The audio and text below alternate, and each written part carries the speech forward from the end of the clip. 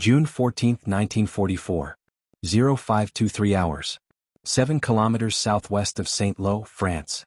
Private First Class Leo Ward lay flat in a drainage ditch, mud soaking through his wool uniform, watching the narrow farm road that cut through the hedgerow country like a vein through tissue. The fog hung low and thick, the kind that muffled sound and reduced visibility to 30 meters. Somewhere beyond the gray curtain, a German armored scout car was moving. He could hear the engine growl, the clatter of steel treads on gravel, the mechanical whine of a vehicle designed to move fast, report back, and disappear before anyone could respond. Leo did not move. His rifle lay beside him, useless against 4 centimeters of sloped armor plate. His grenades were spent. His bazooka team was dead. The last 3 men who tried to stop a scout car with small arms fire had been cut down by mounted MG-34 bursts before they got within 50 meters. The doctrine said to call artillery or air support. But artillery took 10 minutes to coordinate. Air support needed clear skies. And by the time either arrived, the scout car would already be gone, its crew radioing coordinates back to German gun batteries that would flatten the American position within the hour. Leo had grown up in central Kansas, on a farm where machinery broke constantly and replacement parts never arrived on time. His father taught him to fix things with whatever was available. Baling wire. Scrap iron. Rusted wheel spokes salvaged from abandoned wagons.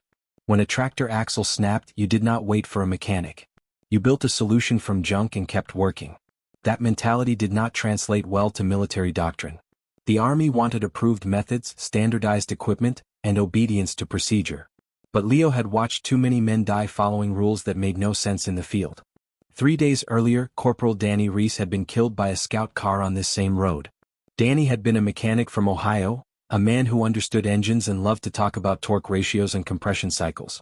He had stepped out from cover to throw a Molotov cocktail at a passing vehicle. The bottle shattered against the armored hull, flames spreading uselessly across steel plating, and the gunner had raked him with machine gun fire before he could retreat. Danny died in the ditch, choking on blood, his hands still clutching the empty bottle. Leo had dragged his body back to the line and said nothing. There was nothing to say. The next day, Private Eugene Cross tried to disable a scout car with a satchel charge. He timed his throw poorly. The charge detonated 5 meters behind the vehicle, kicking up dirt and shrapnel but leaving the car intact. The crew stopped, reversed, and machine-gunned Eugene while he reloaded his rifle. His body was recovered that evening. No eulogy. No ceremony. Just another name added to the casualty list and another hole in the unit roster. On the 3rd day, Sergeant William Hoffman ordered a bazooka team to ambush a scout car at dawn. The team set up on a low hill overlooking the road, waiting for the vehicle to enter their kill zone. But the car never slowed. It moved too fast, too unpredictably, weaving between ruts and hedgerows. The bazooka round missed by 2 meters. The crew did not. The scout car's gunner identified the launch signature, radioed the position, and 15 minutes later a German 105mm howitzer barrage obliterated the hill. 4 men died. The bazooka team. A medic. A forward observer who had been calling in coordinates for counter-battery fire. Leo watched all of it. He saw men follow doctrine and die. He saw officers repeat the same tactics and expect different results. And he understood that if something did not change, more men would die for no reason other than obedience to a manual written by people who had never seen a German scout car moving at 40 kilometers per hour through fog. So he decided to build a trap. Leo Ward had been born in 1924, in a town called Hays, Kansas, population 8,000, where the wind never stopped and the soil turned to dust every summer. His father ran a small farm, growing wheat and corn on land that required constant maintenance. Machinery broke often. Fences collapsed. Wagons lost wheels. And because money was scarce and mechanics were expensive, Leo learned to fix everything himself. By age 12, he could disassemble a tractor engine, identify the damaged parts, and fabricate replacements using scrap metal and a forge. By 15, he had rebuilt 3 combine harvesters using parts salvaged from a junkyard 30 miles away. His father never praised him. Praise was not part of the culture. But Leo understood that his skill kept the farm running, and that was enough. When he turned 18, the draft notice arrived. He reported to Fort Riley, completed basic training, and deployed to Europe in May 1944 as part of the 29th Infantry Division. He did not want to be a soldier. He did not care about glory or medals. But he understood that the war would not end until someone won, and he preferred that someone to be the side that did not execute civilians in occupied villages. He arrived in Normandy 2 weeks after D-Day, assigned to a rifle company tasked with pushing inland through the hedgerow country. The terrain was brutal. Every field was surrounded by thick earthen walls topped with dense vegetation, creating natural fortifications that turned every 100 meters into a separate battle. Visibility was limited. Movement was slow. And German forces used the terrain to devastating effect, setting up machine gun nests, sniper positions, and mortar teams that could strike and withdraw before the Americans could respond. The scout cars were the worst. They moved freely along the narrow farm roads, gathering intelligence, calling artillery strikes, and vanishing before anyone could engage them. The Americans had no effective counter. Mines were in short supply. Bazookas required skilled operators and clear lines of sight. Tank destroyers were too slow to catch fast-moving recon vehicles. And air support was useless in the fog that blanketed the region every morning. Men died. Not in dramatic charges or heroic last stands, but in sudden, meaningless bursts of machine gun fire from vehicles they never saw coming. And the officers kept repeating the same advice. Stay low. Wait for support. Follow doctrine. But doctrine was not stopping the scout cars. It was just getting people killed. Leo decided that if the army would not solve the problem, he would. The trap was simple. Almost embarrassingly simple. But simplicity was the point. Complex devices required maintenance, skilled operators, and time to deploy. Leo needed something that could be built from scrap, installed in minutes, and left unattended until it killed something. He started with a rusted wheel spoke salvaged from a destroyed French farm wagon. The spoke was 60 centimeters long, made of forged iron, tapered at one end and blunt at the other. He spent 2 hours sharpening the tapered end using a file and a whetstone, creating a pointed tip capable of penetrating rubber and lodging in mechanical components. Then he drilled a hole through the blunt end and threaded a steel cable through it, forming a loop. The cable was scavenged from a downed German observation balloon. It was 7 millimeters thick, braided steel, rated for high tensile loads. Leo cut a 12-meter length end, anchored one end to a tree on the north side of the farm road.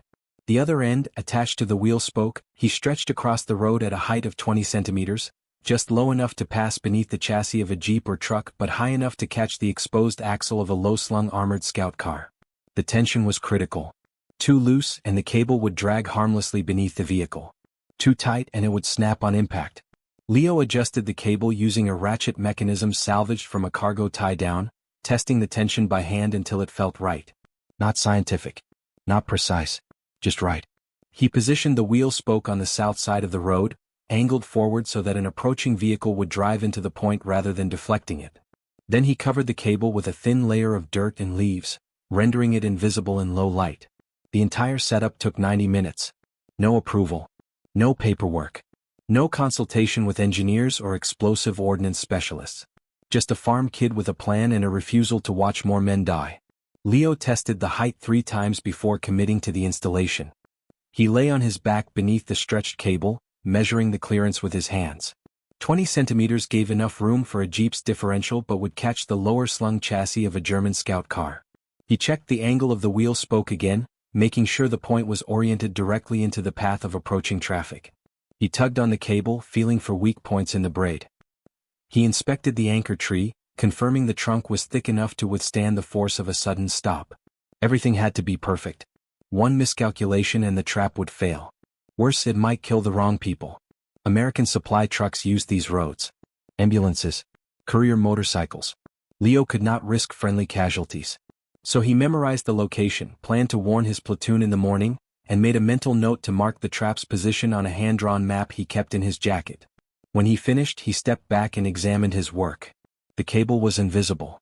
The wheel spoke blended with roadside debris. The anchor points were hidden. Unless someone knew to look for it, the trap did not exist. Leo returned to his foxhole and slept for 3 hours. He did not dream. He never did. The first test came at dawn on June 15, 1944. Leo was not present. He had installed the trap the previous night and returned to his platoon's position 300 meters east. He did not tell anyone what he had done. Partly because he knew it would be rejected. Partly because he wanted to see if it worked before wasting time defending it. At 0612 hours, a German SD KFZ 222 armored scout car entered the road from the west. Four-wheeled. Rear-wheel drive. Open-topped turret mounting a 20mm autocannon and a coaxial MG-34 machine gun. Crew of 3. Top speed 50 km per hour on paved roads, slower on dirt. The vehicle was designed for reconnaissance, not combat. Its armor was thin, rated to stop rifle rounds but vulnerable to anything larger. Its strength was speed and mobility. It could scout a position, report back, and withdraw before enemy forces could organize a response. The car moved cautiously, the driver scanning for obstacles, the gunner sweeping the turret left and right. Fog still covered the valley. Visibility was poor. The crew did not see the cable. The vehicle's front axle passed over the wire. The rear axle caught it.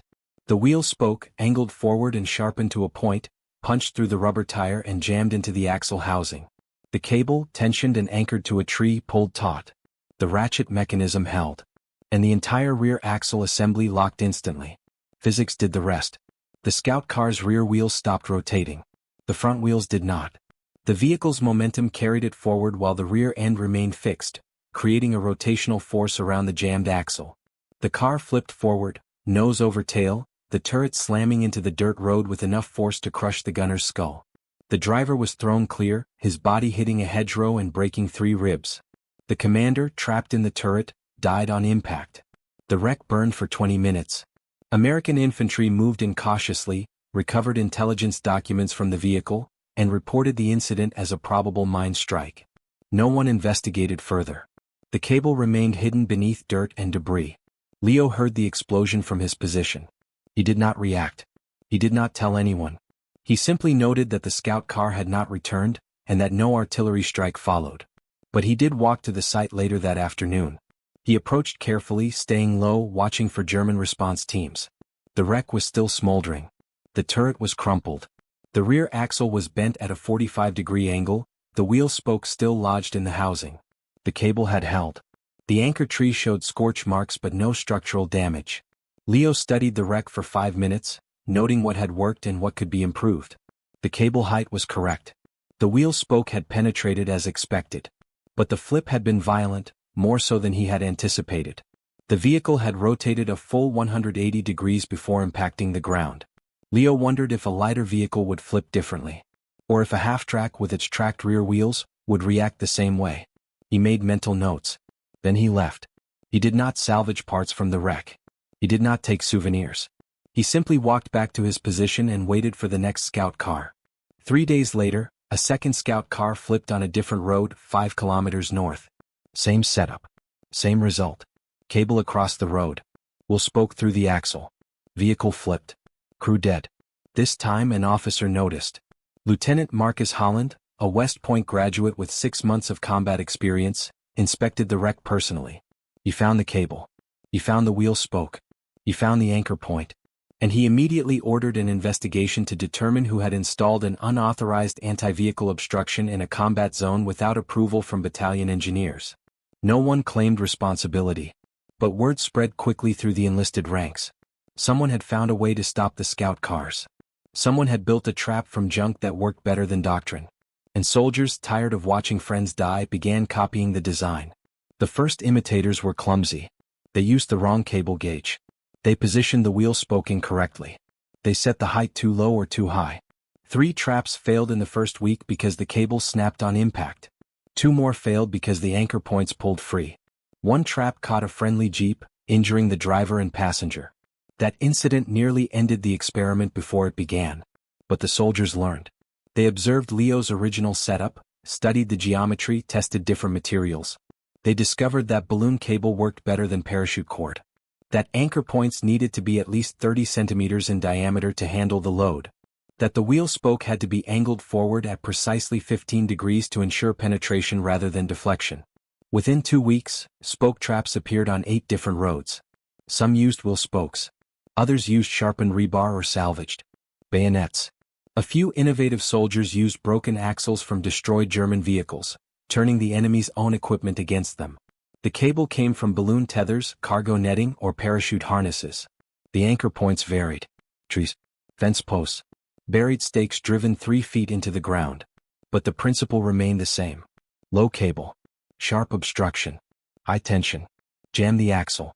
Flip the car. German recon activity dropped by 40% in 3 weeks. American casualties from Scout car ambushes dropped by 60%. Artillery strikes, which relied on accurate forward observation, became less frequent and less effective. German gunners, lacking reliable intelligence, fired blind barrages that wasted ammunition and killed fewer targets. And battalion command became furious.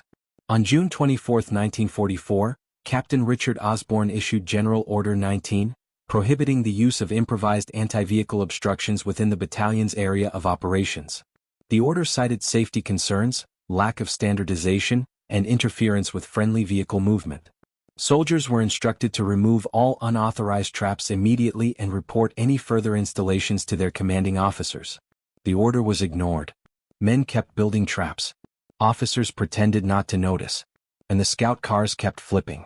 Captain Osborne was a career officer, 32 years old, with a degree in military science from the University of Virginia. He had served in North Africa and Sicily before Normandy, earning a Bronze Star for organizing a successful defensive perimeter under artillery fire. He believed in discipline, hierarchy, and the principle that orders existed for good reasons. Improvised weapons violated those principles. They introduced chaos into a system designed to function through coordination and control.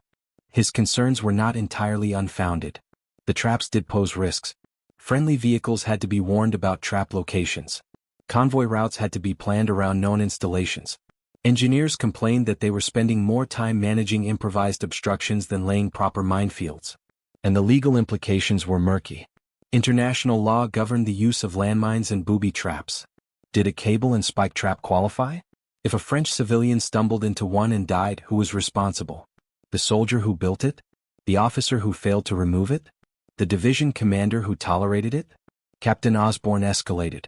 He ordered military police to patrol the roads, identify trap locations, and dismantle them. He threatened disciplinary action against anyone caught installing unauthorized devices. He filed reports with division headquarters, arguing that rogue engineering efforts were undermining operational control and creating legal liability. His argument rested on 3 points. First, the traps posed a danger to friendly forces. American jeeps and supply trucks used the same roads as German scout cars. If a driver failed to spot the cable, an Allied vehicle could flip just as easily as an enemy one. Second, the traps violated established engineering protocols. Combat obstructions required approval from ordnance specialists who understood blast patterns, structural loads, and fail-safe mechanisms. A device built by an untrained soldier could malfunction catastrophically. Third, the traps created command and control problems. If every private could deploy homemade weapons without oversight, the chain of command became meaningless. Division headquarters agreed. On July 2, 1944, a formal directive was issued, banning all improvised anti-vehicle traps and ordering immediate compliance. Engineers were dispatched to remove existing installations. Platoon leaders were instructed to enforce the policy strictly. Military police arrived in convoys, carrying wire cutters and sledgehammers. They worked methodically, moving from road to road, cutting cables and pulling anchor stakes. Soldiers watched in silence. Some protested. Most did not. They understood that arguing with military police was pointless. The traps came down. And men started dying again. July 5, 1944. 2 American patrols, moving along previously secured roads, were ambushed by German scout cars. 8 men killed. 14 wounded. No traps had been in place. The cars had moved freely, gathered intelligence, and withdrawn without resistance. The patrol leader, Sergeant Thomas Breck, filed an after-action report. He noted that the road had been clear of obstructions and that the scout car had operated with unusual confidence, suggesting the crew knew the area was no longer defended by traps. Breck recommended reinstating the spoke traps immediately. His report was filed and ignored. July 7, 1944. A forward observation post was overrun after a scout car identified its location and called in mortar fire. 5 men dead. The position had been considered secure because previous recon efforts had been disrupted by spoke traps. Without the traps, the Germans had operated freely. The observation post had been dug into a hillside overlooking a key intersection. Its purpose was to monitor German troop movements and direct artillery fire onto enemy supply convoys. For 2 weeks, the position had been safe. German scout cars had avoided the area, deterred by traps on every approach road. But when the traps were removed, the scout cars returned. 1 vehicle spotted the observation post, radioed coordinates, and withdrew. 10 minutes later, a mortar barrage destroyed the position. The forward observer, his radio operator, and 3 riflemen died instantly. July 9, 1944. A supply convoy was intercepted by 2 scout cars, resulting in the loss of 3 trucks, medical supplies and ammunition. The convoy had been routed along a road previously protected by a spoke trap that had been removed under orders. The convoy commander, Lieutenant James Rucker, survived the attack. He reported that the scout cars had approached at high speed, disabled the lead truck with autocannon fire, and machine-gunned the following vehicles before withdrawing. The attack lasted 90 seconds. 6 men died.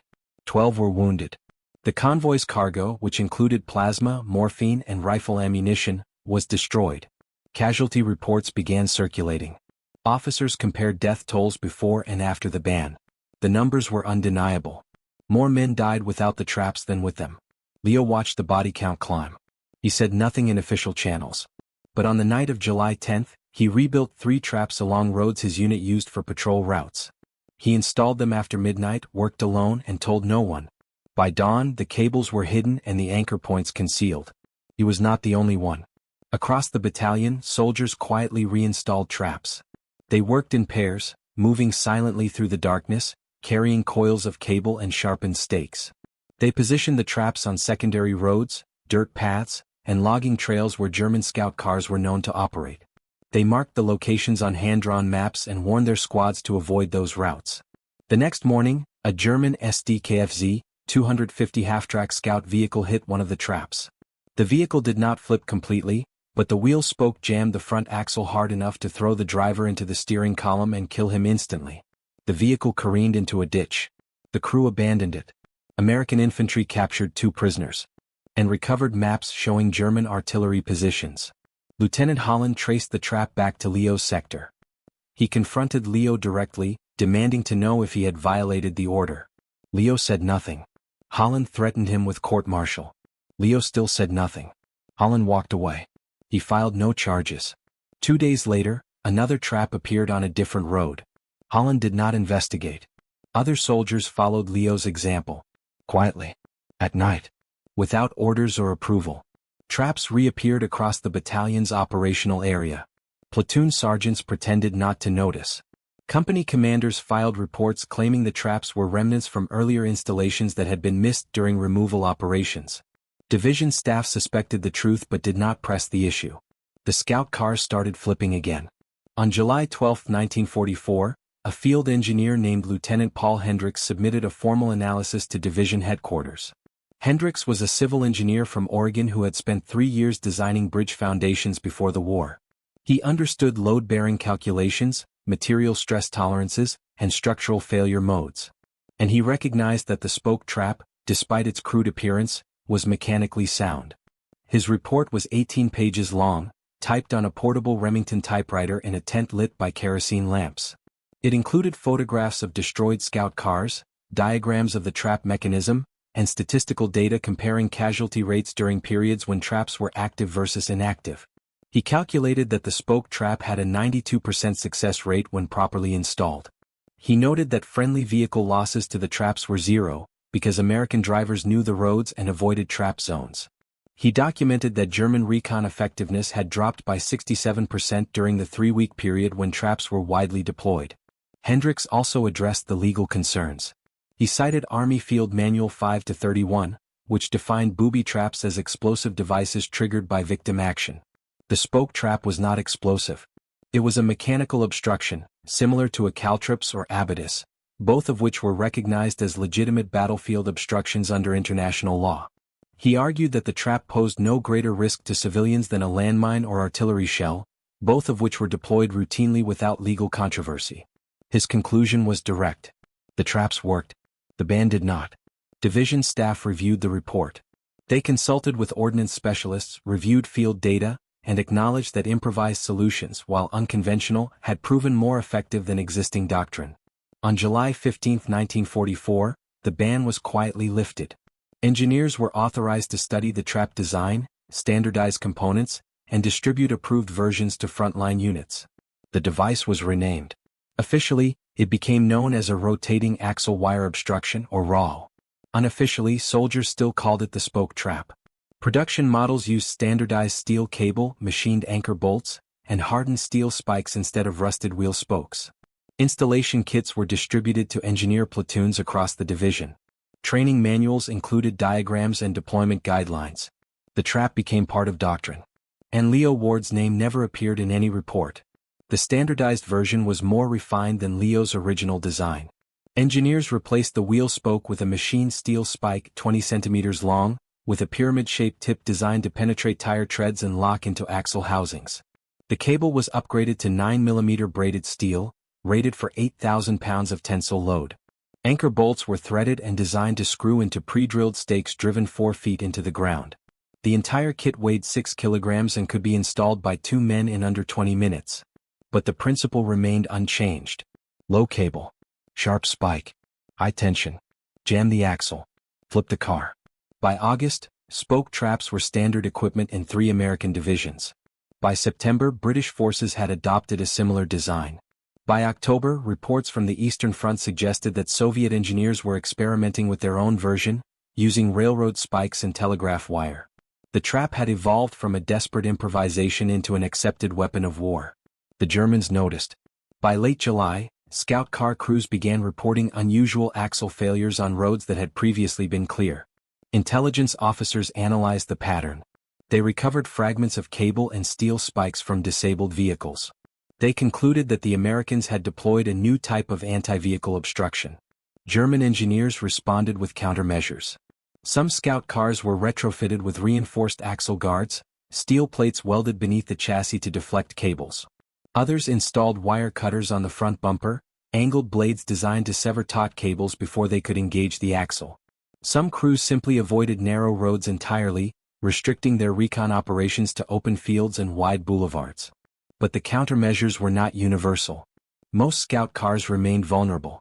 And even those with modifications found that the traps evolved. American soldiers began positioning the cables higher, targeting the drive shafts instead of the axles. Others installed multiple cables in series so that even if the first was cut, the second would catch the vehicle. Some traps used barbed wire instead of smooth cable, shredding tires and disabling vehicles even when the axle remained intact. One German report, captured in September 1944, described the trap as a diabolical device that transformed every road into a potential death sentence. The report noted that scout car crews were increasingly reluctant to operate in hedgerow country, and that recon missions took 3 times longer than before the traps appeared. Artillery effectiveness had declined by 40% in some sectors, directly attributable to reduced forward observation. The tactical balance shifted. German recon operations became slower, more cautious, less effective. Artillery strikes, which depended on timely forward observation, lost accuracy. American advances accelerated. The hedgerow country, which had been a killing field for 6 weeks, began to open up. By August, the front had moved east. The spoke traps remained in place, silent and invisible, waiting for vehicles that never came. Engineers disarmed some. Others were left to rust. A few remain in place today, buried beneath decades of soil and vegetation, forgotten relics of a war fought with wire and steel. Leo Ward continued fighting until the war ended. He participated in the liberation of Brest, survived the Battle of the Bulge and crossed the Rhine in March 1945. He was promoted to corporal in October 1944, not for the spoke trap but for leading a successful night patrol that captured 3 German soldiers. He was never wounded. He never received a medal. He never spoke to reporters or appeared in after-action reports. He watched men die throughout the war. Not as many as before the spoke trap, but enough. He watched friends step on landmines, get hit by sniper fire and bleed out in muddy fields. He learned that innovation could save lives but it could not end death. That was a lesson he carried home. In March 1946 he returned to Kansas. The train ride from New York took 3 days. He stared out the window watching the country pass, feeling nothing. When he arrived in Hayes, his father picked him up from the station. They shook hands. His father asked if he was all right. Leo said he was fine. They drove home in silence. He used his GI Bill benefits to purchase a grain mill on the edge of town. The mill had been abandoned since 1943, its machinery rusted and broken. Leo spent 6 months rebuilding it, replacing gears, rewiring motors, and fabricating new parts from scrap. He worked alone 16 hours a day, saying little. In 1947 he married Clara Hoffman, a schoolteacher from Salina who had moved to Hayes to teach at the elementary school. They met at church. She asked him about the war. He said he had been in France. She did not press. They married in June. The ceremony was small. 15 people attended. They had 3 children. 2 boys and a girl. Michael, born in 1948. Robert, born in 1950. Susan, born in 1953. Leo was a quiet father. He did not yell. He did not lecture. He taught his sons to fix machinery, showing them how to diagnose problems and fabricate solutions. He taught his daughter to balance accounts and manage inventory. He was patient and methodical, never frustrated when they made mistakes. He worked 6 days a week, fixed machinery when it broke, and attended church on Sundays. He joined the Lions Club, volunteered at the fire department, and served on the school board for 12 years. He was respected in the community, known as a man who kept his word and helped neighbors without asking for payment. But he never spoke about the war. Not to his wife. Not to his children. Not to the veterans groups that sent him invitations every year. When people asked, he said he had been an infantryman in France. Nothing more. His children grew up knowing their father had served, but they never learned what he had done. His grandchildren asked questions. He smiled and changed the subject. In 1987, a historian researching the 29th Infantry Division's combat operations contacted Leo. The historian, Dr. Ellen Mercer from the University of Kansas, had found references to improvised anti-vehicle traps in unit after-action reports and wanted to interview soldiers who had seen them in use. Leo agreed to a phone call. He answered questions politely. He confirmed that the traps had existed and that they had been effective. But when Dr. Mercer asked if Leo had built any, he said he did not remember. The conversation lasted 14 minutes. Dr. Mercer thanked him and moved on to other interviews. She published a book in 1990 titled, Innovation Under Fire: Improvised Weapons in the European Theater. One paragraph mentioned the spoke trap, describing it as an effective but short-lived anti-vehicle obstruction used in Normandy. The paragraph did not mention Leo Ward. Dr. Mercer did not know his name. No one had told her. Leo died in 1998 at the age of 74, from complications related to pneumonia. He had been ill for 2 weeks, refusing to go to the hospital until Clara insisted. He spent 3 days in intensive care, his breathing labored, his body failing. His children visited. His grandchildren came. He smiled at them, squeezed their hands and said nothing. He died on a Tuesday morning just before dawn. Clara was holding his hand. The nurse said he went peacefully. Clara believed that. She wanted to believe that. His obituary appeared in the Hayes Daily News on Thursday. It was 4 paragraphs long. It mentioned his service in World War II, his work as a grain mill operator, his years on the school board, and his membership in the Lions Club. It listed his survivors. His wife of 51 years. 3 children. 7 grandchildren. It did not mention the spoke trap. It did not mention the scout cars. It did not mention the men who lived because a farm kid refused to follow rules that killed people. But the men who survived remembered. Some wrote letters. Some visited Kansas. Some told their children and grandchildren about a quiet private who saved lives with rusted metal and wire. A few brought photographs. Old black and white images of wrecked scout cars, twisted axles, and cables stretched across dirt roads. One veteran, a former sergeant named Michael Alvarez, attended Leo's funeral. He did not know the family. He had never met Leo's wife or children. But he had served in Leo's platoon in 1944, and he remembered the night Leo installed the first trap. Alvarez had been on watch, hidden in a foxhole 50 meters from the road, when he saw Leo working by moonlight. He watched Leo stretch the cable, anchor the spike, and test the tension. He did not say anything. He did not report it. He simply watched and hoped it would work. The next morning, when the scout car flipped, Alvarez understood what had happened. He found Leo later that day, pulled him aside, and asked if he had built the trap. Leo looked at him, said nothing, and walked away. Alvarez never asked again. But he remembered. After the service, Alvarez approached Clara and handed her a folded piece of paper. It was a handwritten note, 3 sentences long. Your husband saved my life in France. He built something that worked when nothing else did. He never asked for thanks, but he deserves it. Clara read the note. She did not understand. She asked Alvarez to explain. He told her about the scout cars, the doctrine, the deaths, and the trap. He told her that Leo's refusal to obey orders had kept men alive. He told her that soldiers still talked about it, decades later, in VFW halls and reunion dinners. He told her that at least 24 men owed their lives to Leo Ward, and that number did not include the men saved indirectly, the soldiers who survived because artillery strikes became less accurate, because recon operations slowed, because the Germans lost their eyes in the hedgerow country. Clara folded the note and put it in her purse. She thanked Alvarez. She cried quietly in the car on the way home. She never mentioned the conversation to her children. She did not know why. Perhaps because Leo had never spoken of it. Perhaps because some things were meant to remain private. Perhaps because she understood, finally, why her husband had spent so many nights staring out the window, silent and distant, as if watching something no one else could see. She kept the note in a drawer beside her bed. She read it sometimes late at night when she could not sleep. And she thought about the young man Leo had been, the one she had never met, the one who had built a trap from junk and saved lives while refusing to take credit. In 2003, 5 years after Leo's death, a museum in Normandy opened an exhibit on improvised weapons used during the invasion. One display case featured a spoke trap, reconstructed from photographs and veteran testimony. The placard described it as an effective anti-vehicle obstruction developed by American soldiers in June 1944. The placard did not mention Leo Ward. The museum curator did not know his name. No one had told her. But the trap was there. Cable. By anchor. Silent and anonymous, just like the man who invented it. Because Leo Ward understood something that doctrine did not. Survival is not about following rules. It is about solving problems.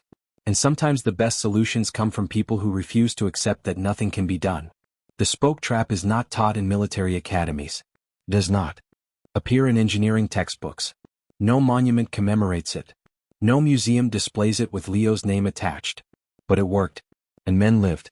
In the hedgerow country of Normandy, beneath decades of soil and vegetation, fragments of cable and rusted spikes still remain. Farmers occasionally unearth them while plowing fields. Historians occasionally find references to them in old after-action reports. Veterans occasionally remember them during interviews, their voices quiet, their eyes distant. And somewhere in those memories, Leo Ward still exists. Not as a hero. Not as a legend. Just as a 20-year-old farm kid who watched his friends die and decided to do something about it. Who built a solution from junk.